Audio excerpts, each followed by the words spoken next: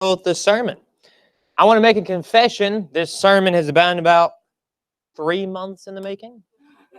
Every time my dad would say, "Hey, I need you to preach for me this time," or "You're preaching this time," I'd start writing this sermon. I get to the first point down. God would lead me a different direction, and I'd have to put this aside. I get down and start writing another sermon. I get right back to it. I get down to the second point. God would table it and move me aside. So I finally got around to finishing this sermon. I won't go on to tell you how many points are in the sermon, but I was just trying so hard to get this started, and just finally the Lord said, now's the time. Now's the time. So 3 months in the making, and I can finally preach this to you guys. This verse, this text talks about kind of the walks of life. The walks of life following the Lord and being under Him and doing as He asks, doing as He leads. And we come down to, at the end of it all, and everything in our aspects of our life, and everything that goes on, that we should always give thanks, always, for all things. So this afternoon, I'd like to preach for you for at least 5 hours on the subject, thanks always in all things. Shall we pray?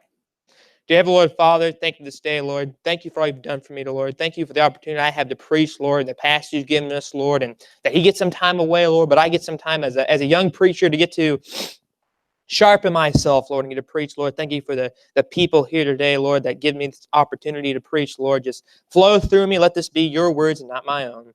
In your holy and precious name, amen. I was told last time I preached that I carry a lot of saliva. And so constantly when I'm preaching, you can understand what I was saying. So my mom's like, you need to be drinking water while you're up there. So just so you're forewarned, I'll be drinking quite often. Water. Just clarify that. Clarify. But in life, as this text talks about life, there's always one pursuit. It's even in our American culture. There's a pursuit that we all wish to have. We all want to be happy. We all want to be satisfied. We want to be content in place exactly where we are in life. I told Morgan I would end my sermon on this note, but I'm going to begin it and most likely end it. So just so you know, when I get to this point again, you'll know, hey, we're coming to the end.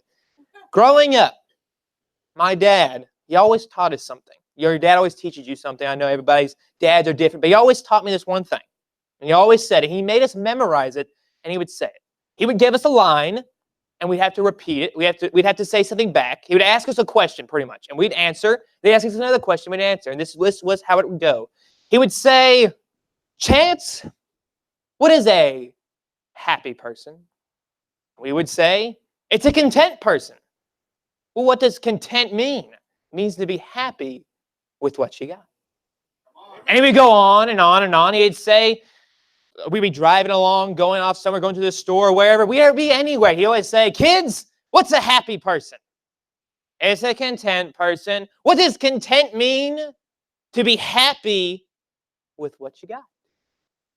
To be happy. So to be happy is to be happy with what you got. We live in a very unhappy society. Very unhappy. We live in a self-centered society. We're always just taking and taking and taking and taking and taking, never ever giving back, and sometimes never even using what we've taken to the full extent. There are things that we receive that, okay, we're using it, but we're not using it the way it should be used to its full potential. We see other people as simple tools, simple things that help us get us where we want to be, and when we're done with them, we discard them and put them aside. Let me ask you, all of you, if you went to school, raise your hand. Even Brother Johnson went to school. He was there when it first started. They started the invention. When was the last time you thanked your teacher? When was the last time you thanked a mentor who taught you something? When was the last time you thanked your parents for teaching you something? Or if they couldn't teach you something, sending you to someone who would teach you something? Well, you might say, well, those people that taught me something They're no longer here. They've passed on. Do you ever thank God for sending that person into your life? No. No, we haven't. We're all guilty of that. Why? Because we have such a self-centered. Why in life are we so unhappy? We simply want more out of life. Why? Because we are so afraid of having nothing. We just want everything. We're so afraid. How come children, we even learn this as a child, when children are playing with toys, they'll be playing with a toy. They'll see someone else with another toy, the exact opposite. They'll want that. Why? We're so afraid of missing out and not having something that might bring us happiness that we have to have everybody else's things. My mouth was getting full.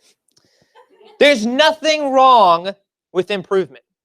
There's nothing wrong with bettering yourself. There's nothing wrong with getting better. But if all you're focused on getting better and you never enjoy what you have right now, what God is giving you, you're never going to be happy. How can you ever be happy with the things you don't have if you're not happy with the things you do have? Amen. Preach it. Yes, sir. So, there are many aspects in life that we should be thankful for. But today, I just want to talk about 4 of those aspects. As you can see, 4 times I would write this sermon and move to a different direction. So the first thing would be who you are. Who you are.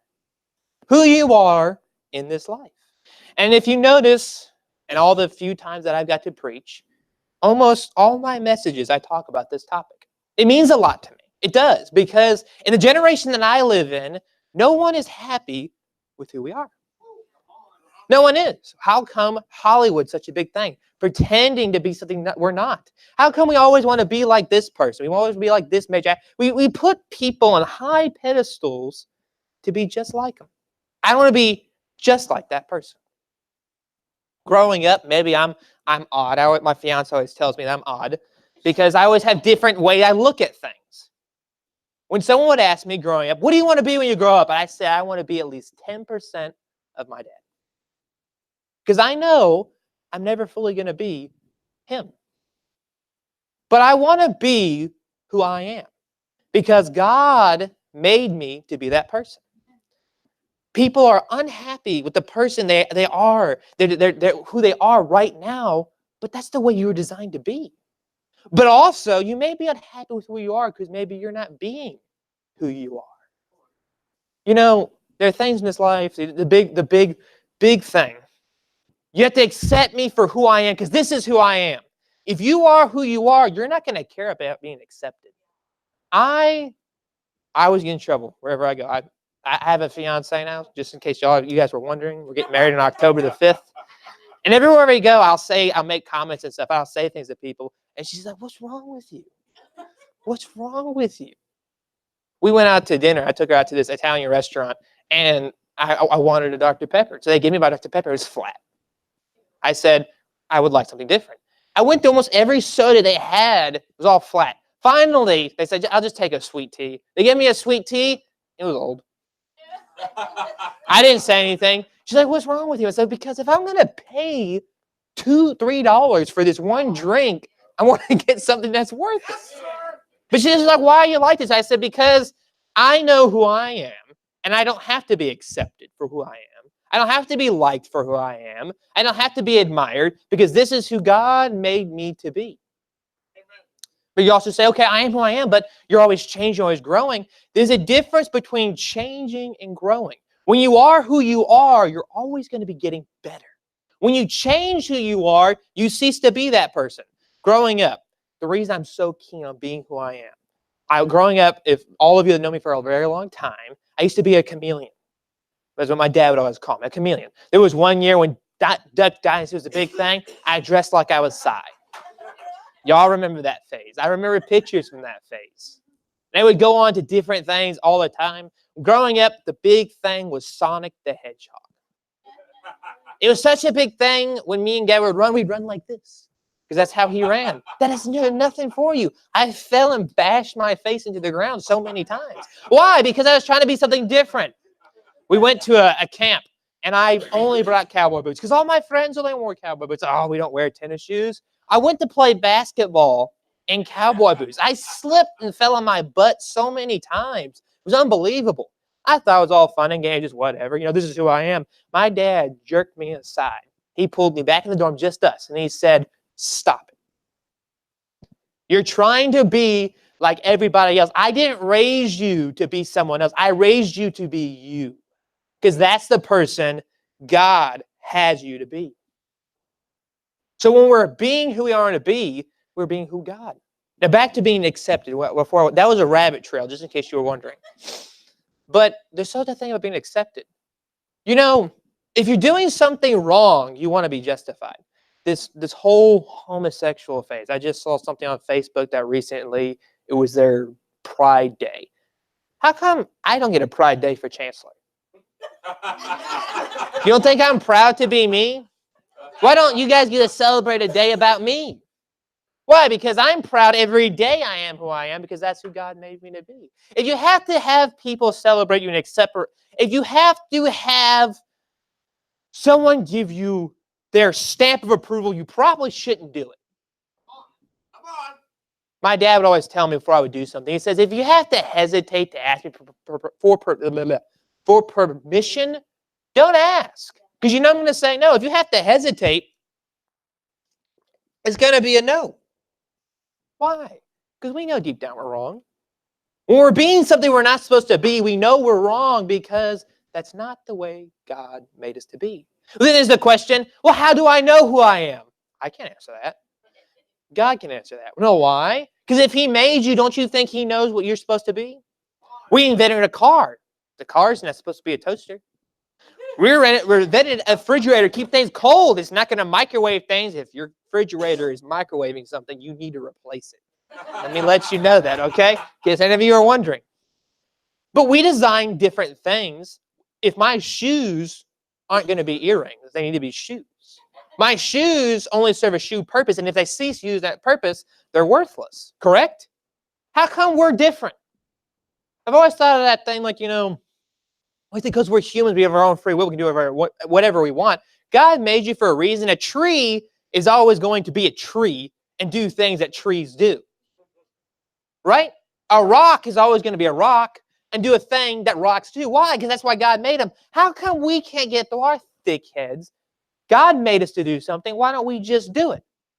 Why? Because that's what we were made to do. People always wonder, like, you know, they do all these different things that should make you happy and they're not happy. How come Christians are supposed to be happy people? Because we're doing the things, or at least we should be doing the things that we're made to do. You're never going to be happy not being and doing what God has you to do. Where God has placed you. But remember this, you're always going to be growing because you're an unfinished project. You're an unfinished project. There's always going to be development in you. I am who I am because I am something God's still making. I'm still being molded. And if I'm ever finished, I'm dead. Think about that. You're dead. When you're done growing, you're done improving, you don't have any more use. When you're done being molded and fashioned, okay, if God's designing us, building us to be something, when we're done, don't you think it's time for him to take him home with him? You ever think about that? When we're building something, what are we doing when we're done with it? We take it home. So when God's done with you, it's time for you to go home. So if you're still here, that means God's not done with you. He's not done with you just yet. I need to move on before I get sidetracked.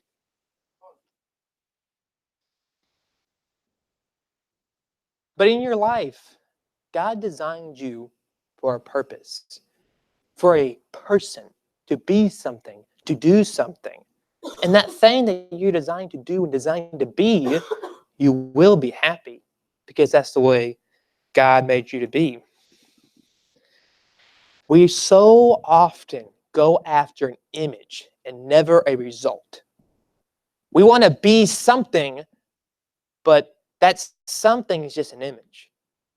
I want to be a result. So I'm going to strive to be what God wants me because that will be a result. But now we go on to our second point. We're halfway there. We're almost halfway there. Where you are. Acts 26:2. Acts 26:2. Let me get there myself because I want to read this out loud. We know the verse, but I still want to read it out loud. It just has more emphasis in my opinion. Paul said, I think myself happy. That's all I'm going to say. I think myself happy. Think about where Paul was at. I'm getting hot in here. I'm taking this off. Think about where Paul was at in his life. Think about where he was at. He was in prison. He knew he was on death row. On death row, yet he was still happy. Why was he happy there? Why is it so discontent with our place in life? And I'm not talking about the place you're currently at. Your chair may be uncomfortable. We designed these things to be comfortable, but they've been sat in for quite some time. We could have wooden chairs. We're about to go to camp in July. We'll have plastic chairs. Josh and Brother Edwards, you know exactly what I'm talking about. That ain't fun. That is not fun. It's almost more fun, though, than the beds we have to sleep in. That's besides the point. That's the place you're at. But what about the status of your life?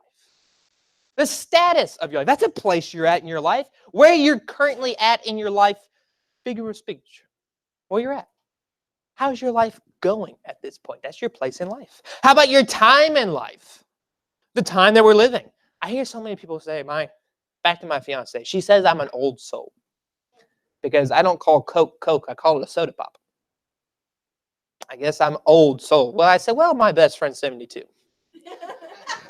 People ask me, I'm going to get on that subject for a moment. I was at work the other day, and our supervisor of the store over both hotels that we have was having a family reunion. They said they need some chairs. I'm wheeling some chairs in there and stuff, and these are all, I wouldn't call them old, just seasoned people.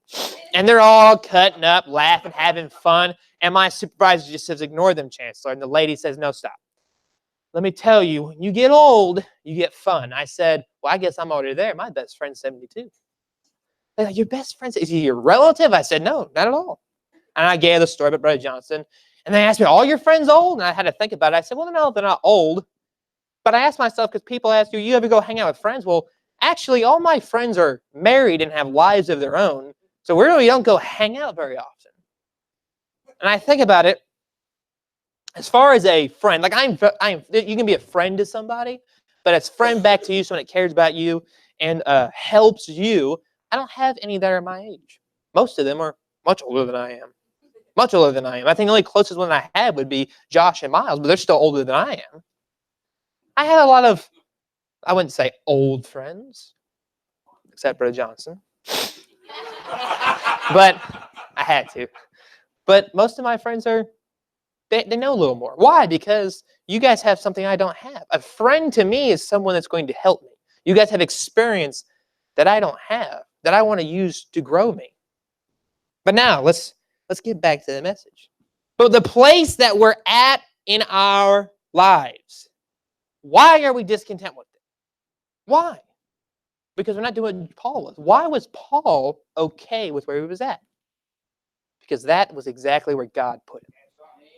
God put him there. About a year ago. Well, not even a year ago. You all know I worked at Chick-fil-A. Chick-fil-A was great for the first 2 years. That last year was awful. For lack of better words. It was awful. And I hated every second of it. I hated going, and not because I work with bad people, I was just done. Food service is awful. After a while, you're done with it. You're like, I can't do this for the rest of my life. And I had a very good boss. He's a very good man. He's a very good man. As far as a boss employer, I didn't really care for him. And he's great to other people. For me, I really got along with the guy. I could never wrap my mind around him. But I hated it. I got to the point where I told my dad, I'm done. I'm going to go find a job. Anywhere that accept me, I'm done. He said, I'm not letting you leave. I said, why? First of all, you don't have another job. Second of all, you should never leave where you're at with that kind of attitude. Because I'm done. I'm done. You're going to leave with a bad attitude, go somewhere else with that same bad attitude. You think it changes just because you're at a different spot? No. He said, remember this. Remember this. Wherever you're at right now, God put you. Well, what if I do my own thing? Jonah tried that.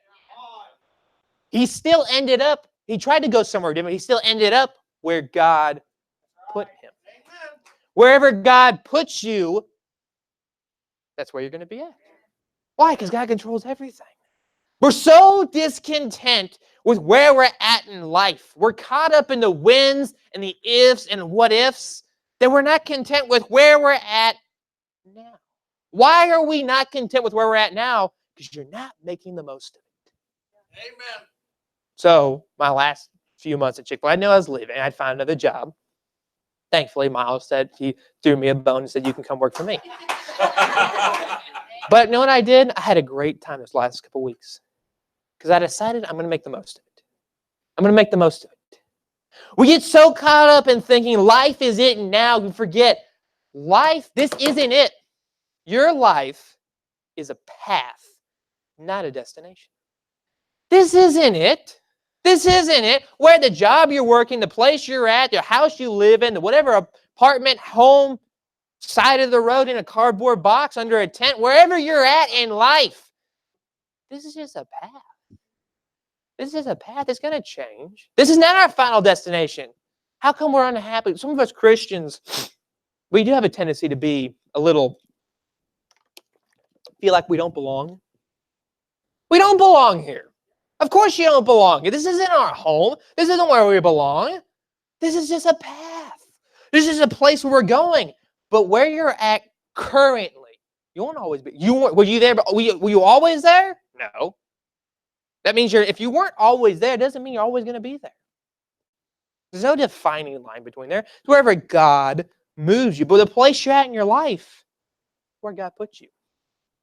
But also, where you're at in your life, you need a plan for a future. It's never wrong to have a plan. I'm not saying just live it up here and not care about what's going to happen next. Let's just make the most out of it right now. No, plan 100 years in the future is what my dad's always taught me. Plan 100 years in the future, but live your life today like it's your last one. Make the most out of it. I made a plan.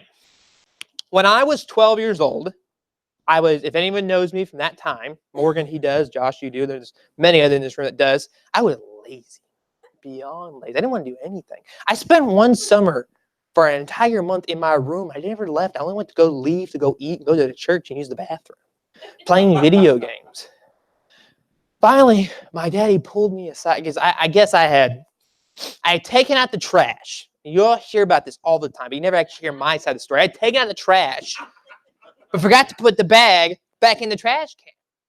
So my dad jerks me aside. This is on a Sunday afternoon. He jerks me aside. Y'all probably got it in the message, his frustration. But he jerks me aside and he says, "You are a lazy slob." Are you always going to be a lazy slob? This is not the man I'm raising you to be. Who are you going to be? So at that point, at the age of 12, I decided, you know what? What am I doing? What is it that I want? What am I going to do with my life? I don't know. It's 12 years old. You have a long life to live for. You're never too early to make a plan. You're also never too late to make a plan. So at 12, I set some goals. I made a plan, a lifelong plan. First one would be get a job. Well, I'm 12. I had to wait about 4 years for a full-time job. But at 13, I got a job on a ranch. I got myself a job. Okay? I wanted to have a purpose, so I wanted to get involved in ministry. No matter what I could do, at the age of 16, I was always involved in ministry. I was helping Morgan clean. But at the age of 16, I finally got my ministry role. Me and Brother Johnson were on the bus. Me and Abby, Brother Johnson, would drive around town in the hot, blistering heat, knocking on doors. I had my ministry. I was getting involved. Then I wanted a career. Because I knew eventually I'm going to be in ministry. But I need to make the most of life now. Because I know preachers, they don't make a whole lot of money. But I want to be able to support a family. So I need to have a good job. And then by the time I'm at least 20, 21, I get married. I'm about to complete, I have a very good career type job. I have a very good ministry, and I'm about to get married. My goals are almost complete. But you ask, that's not a plan, those are goals. Here's the thing. We get too detailed with our plans. We make our plans that God has to be flexible with us. I made a plan because I brought my plan to my father and I got counsel from other people that I was counseled, make a plan that's flexible around God. God. I made a plan flexible around God. Why? Because I know God's in control of it all. What job are you going to have? I don't know. Because I can make a plan what I think I want, but God knows what I want. So I'll leave it up to Him. I'll leave it up to Him. I'll make the most of what I could. Where did life bring me? For all of you know, I went to SOTC working on cars. Oh, I'm going to be in cars. This is where God wants me to be. My first day in class. Now, if you guys know me, I talk a lot about SOTC. My school, I talk about SOTC, Chick-fil-A, church, and home. Well, when you're 20 years old, you don't have a whole lot of life experiences. You kind of just had to play with the cards you have, okay? So you just get the same stories all over and over and over again. So I was at SOTC, and because I was putting in the effort, it wasn't because I was smarter than the other guys or faster. It's because the other guys were lazy, and I wanted to do something. I went to class. I didn't want to go sit around and play on the computer. I wanted to get work done. That's what I'm here for. I'm here to learn. So I was about 4 weeks ahead of all the other class members. They were all still working on stuff, and I was about to learn how to paint. So my teacher, he says, all you guys, you have your projects, Chancellor, we're going to go paint. So I go in there, we're going to go paint. So he showed me how to put the paint gun together. We're showing me how to wash it. And he asked me, he says, how long have you been here? I said, well, we moved here with my dad. I get the whole story, how we moved here. He's a pastor. He said, so your dad's a pastor. Do you see yourself preaching? I said, well, yes, I do. He said, here's the thing. I don't see you in this line of business. I see you as a pastor.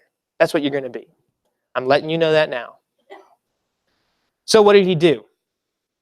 Yes, I learned all the auto body stuff, a lot of good useful information, but he put me in a debate team. Why? He says, you're a speaker.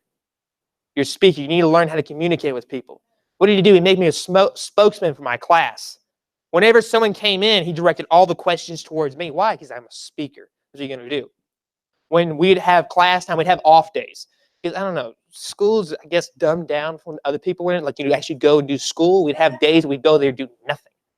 Like, we had computers, so all the guys would play games on computers, but we weren't allowed to even do that. They did it anyways. So what would I do? I'd go in the classroom I'd go in my teacher's office, and we would talk about Christian things. He would teach me stories. He would tell me all kinds of experience he had. He gave me his testimony. What was he doing? God put me there not to learn cars. He put me there to be with that teacher. Because that teacher did teach me a lot. I do have a lot of good, useful information. But he put me there so I would grow. Where you're at, where God puts you, is going to have good times. It's going to have hard times. And it's going to have bad times. Amen. Your good times where everything goes exactly the way you wanted it to go. Everything's working out. Everything's going exactly as you planned. The hard times are when you're making it, but this is not exactly how you planned. It's tough. It's hard. The bad times when nothing's doing exactly what you want to do. You have to you want to be happy? Make the most out of all three. Good times, it's easy to make the most out of that because this is what you wanted.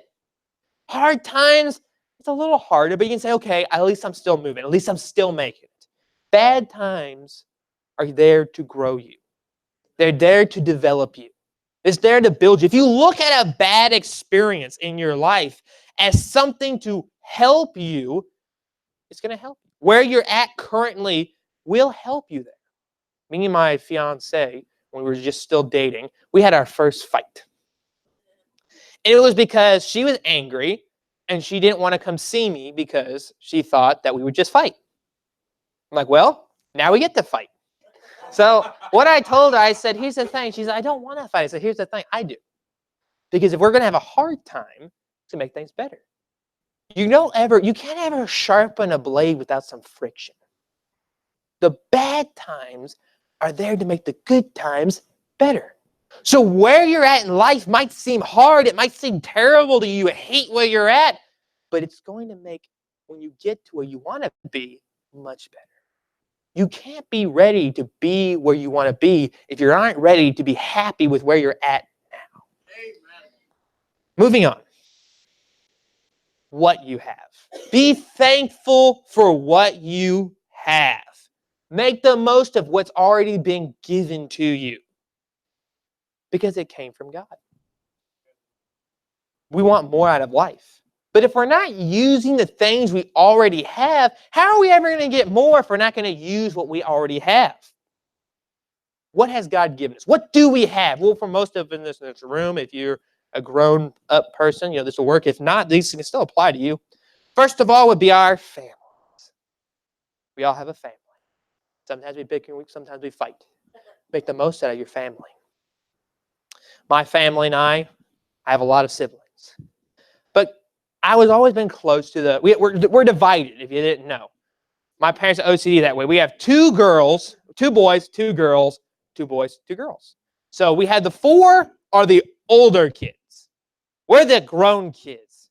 They're the 4 little kids. Caleb hates the fact he's part of the little kids.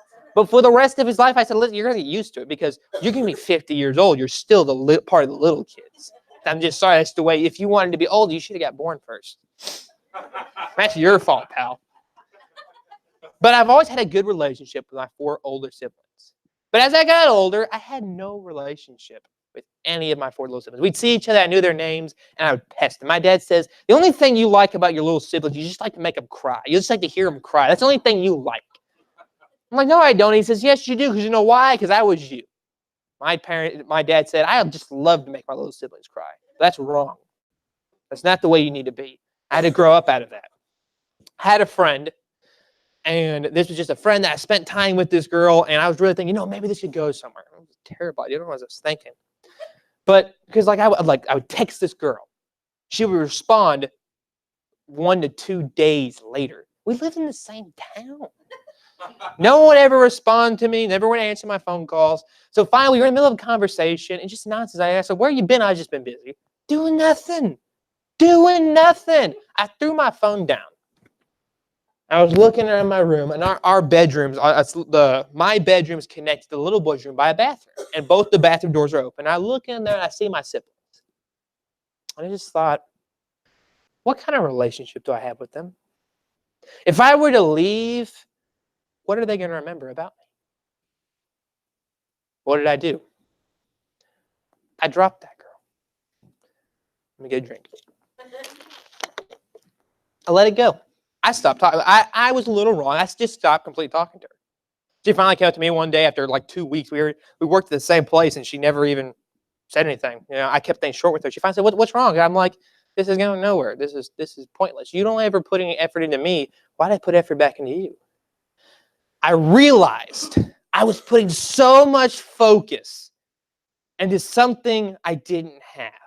A person I didn't have when I had 4 siblings that would have given anything to at least have a tenth of what I was putting over there.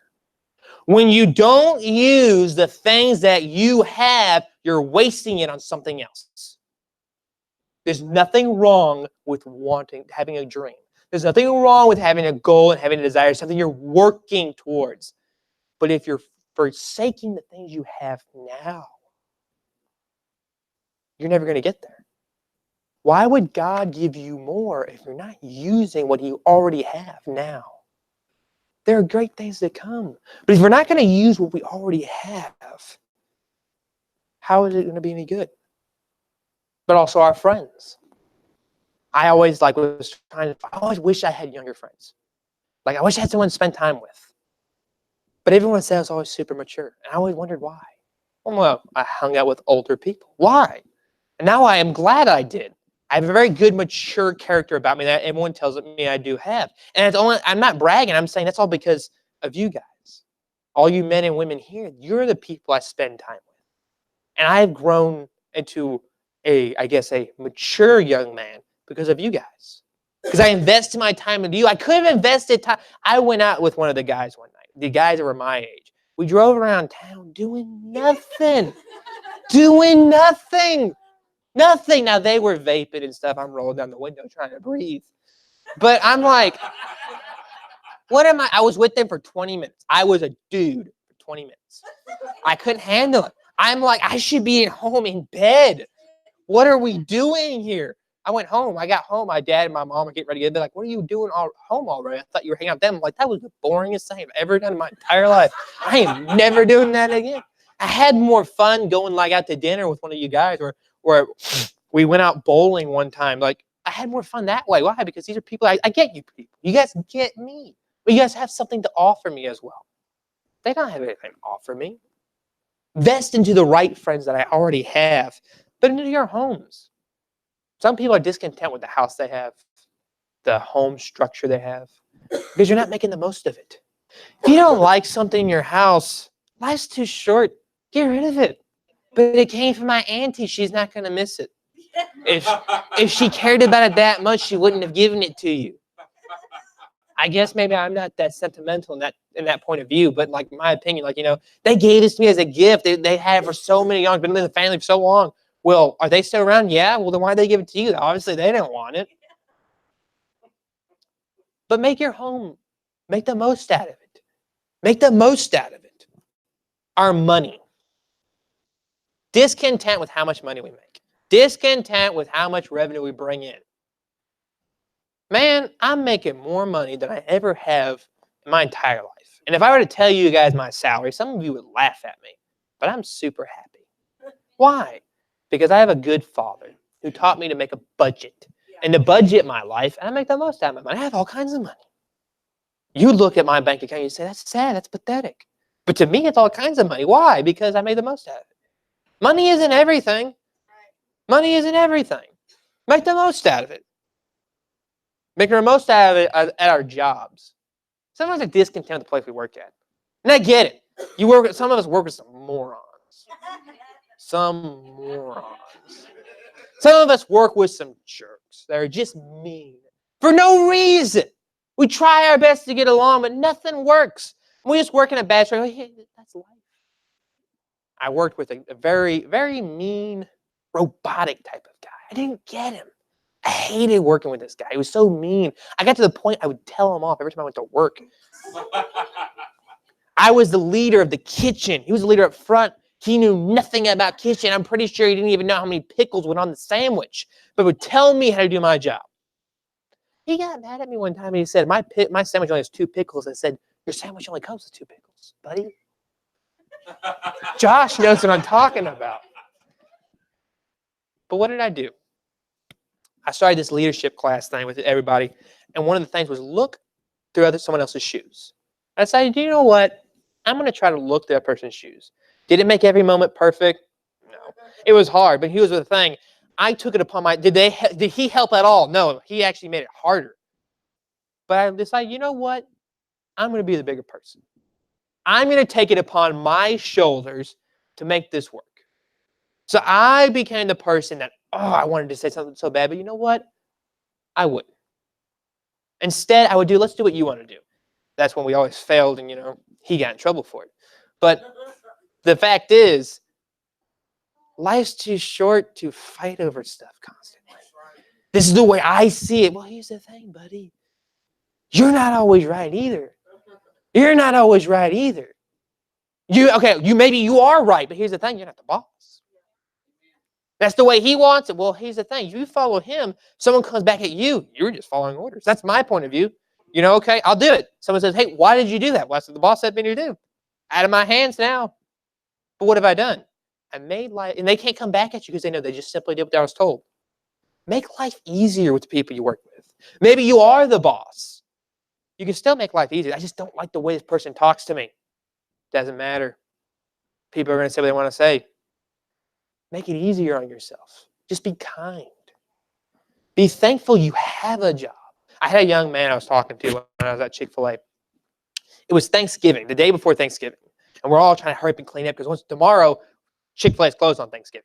We can be off tomorrow. At least I think it was. That's how my memory serves me.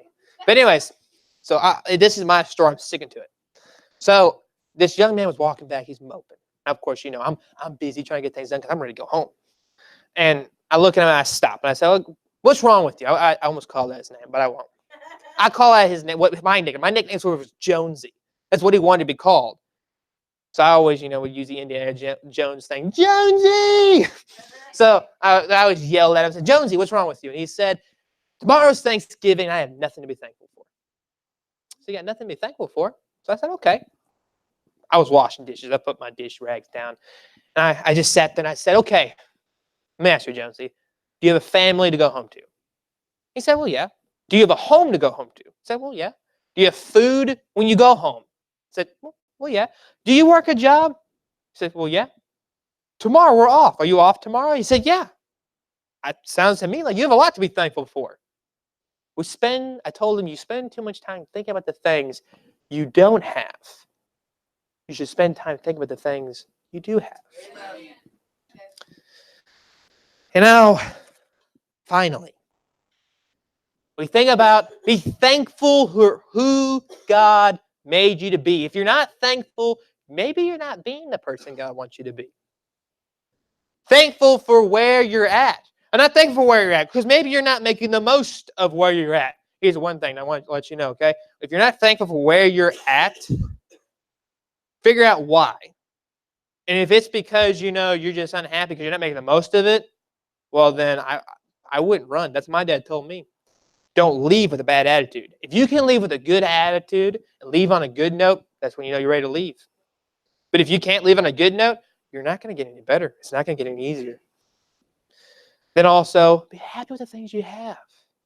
You can't have more unless you enjoy the things you already have. Make the most out of it. Finally, wonders to come. Thankful for wonders to come. This isn't it.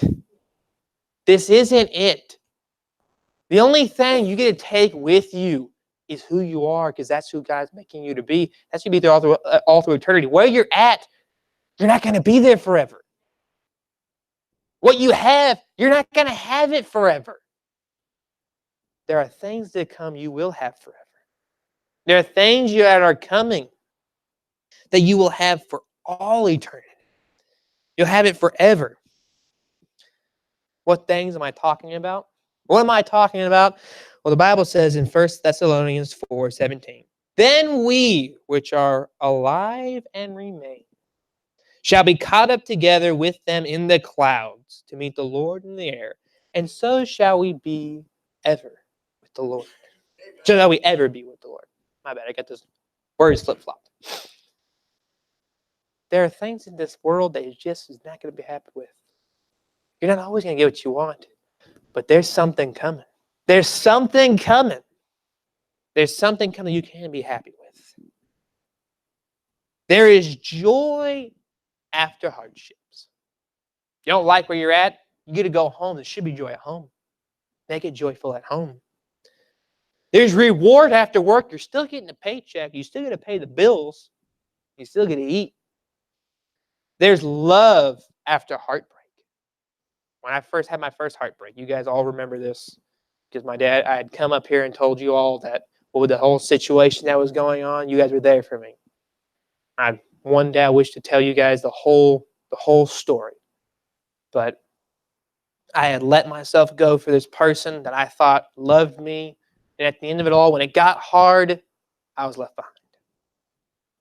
I was left behind. She still tried to tug me along, but from like a distance.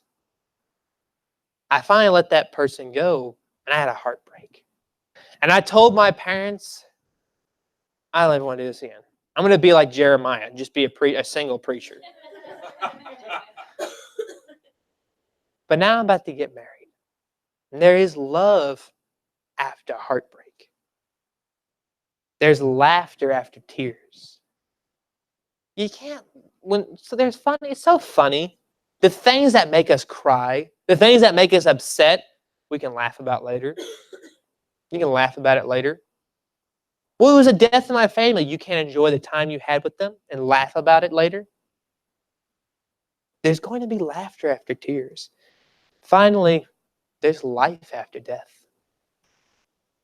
This life you're living, this part you're at, you're not going to be there forever. When you're finished, you ain't finished. It's just begun. This is just the trial period. Get this. Think about it. Like I said in the beginning, back to who you are. God's making you to be somebody. He's making you to be somebody.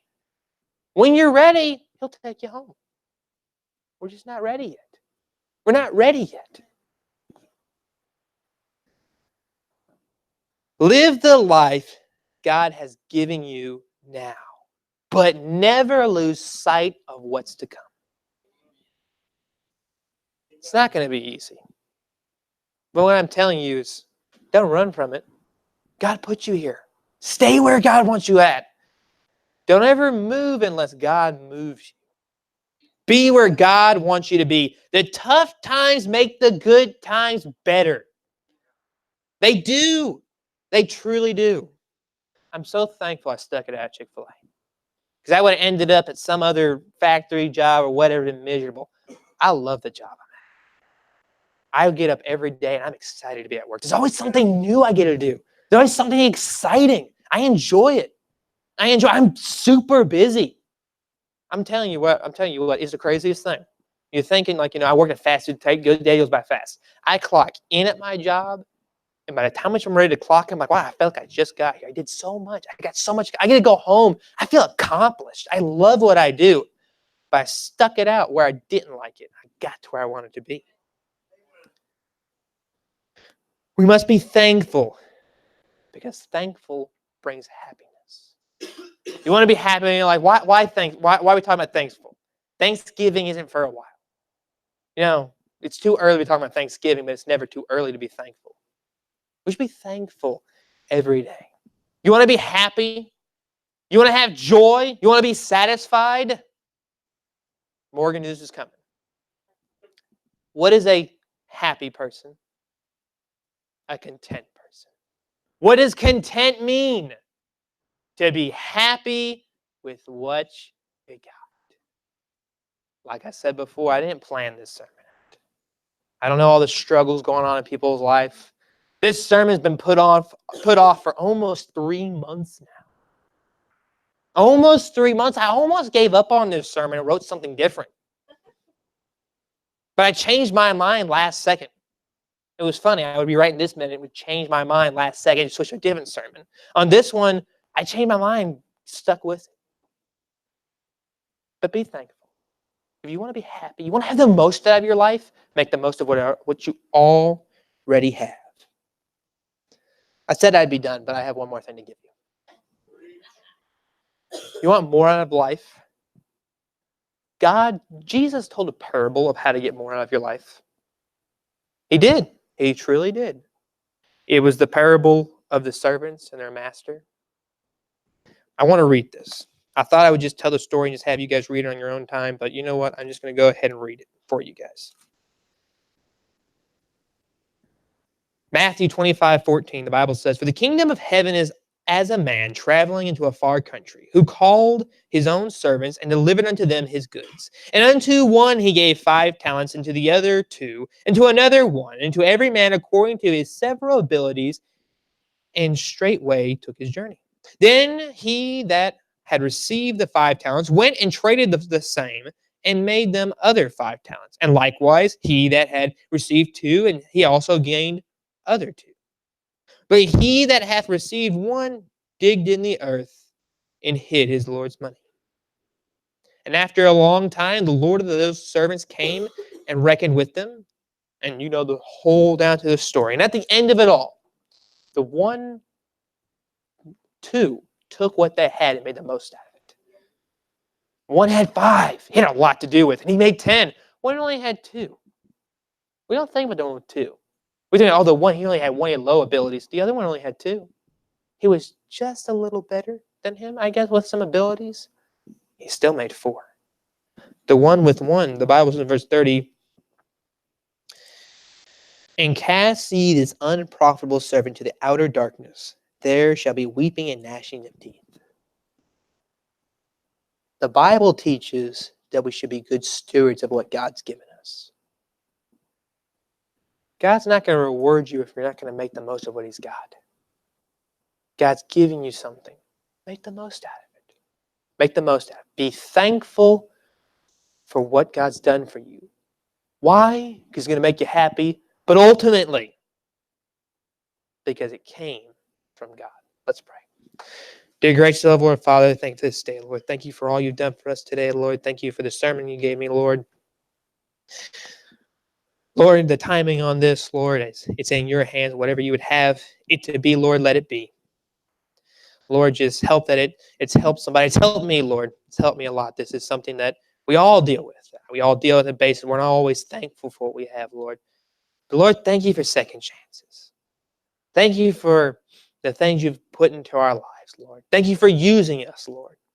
Bless us that we always be thankful. In your holy, precious name. Amen.